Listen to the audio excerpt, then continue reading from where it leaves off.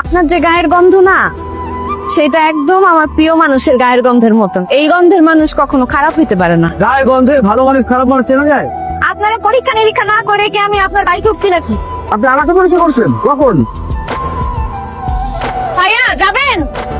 ধানমন্ডি যাবেন? হ্যাঁ যাবো, উঠেন। কত দিব?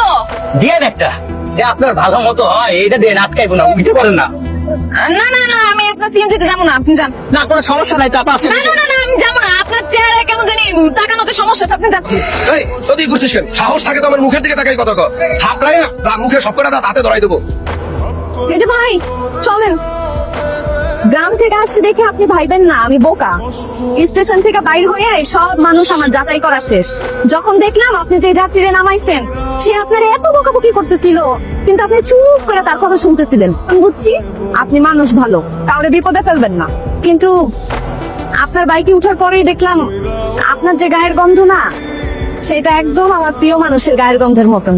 এই গন্ধের মানুষ কখনো খারাপ হইতে পারে না। কি বলেন? গায়ের গন্ধে ভালো মানুষ খারাপ মানুষ চেনা যায়? যায় যায়। তাছাড়া জানেন আপনার কণ্ঠ কিন্তু একদম হুবহু তার মতো। আমি তো প্রথমে আপনার কণ্ঠ শুনে চমকাই গেছিলাম, পরে ভাবলাম একই রকম দেখতে কত মানুষ পাওয়া যায়, একই রকম কণ্ঠের মানুষ তো থাকতেই পারে। তাছাড়া আমার প্রিয় মানুষ সে দুবাই থাকে, সে তার ঢাকা থাকে না, নাইবো কইতে। চলেন, হাঁটতে আমার কোনো অসুবিধা নাই, আমার হাঁটার অভ্যাস আছে। তার সাথে যখন ঘুরতে বাইর হইতাম তখন প্রায়ই তার মোটরসাইকেল নষ্ট হয়ে যেত। এর জন্য আমি তার মোটরসাইকেলকে ভটভটি হতো। আল্লাহ রাস্তায় দিতে দিয়ে এই যে এটা কাছে দিয়েছে সব রাখেন। আমি তো বিদেশ চলে যেতেছি, বাংলা টাকাতে কি করুম? ওই যে এয়ারপোর্ট, এয়ারপোর্টে ঢুকুম আর পাইতে উঠুম সোজা দুবাই।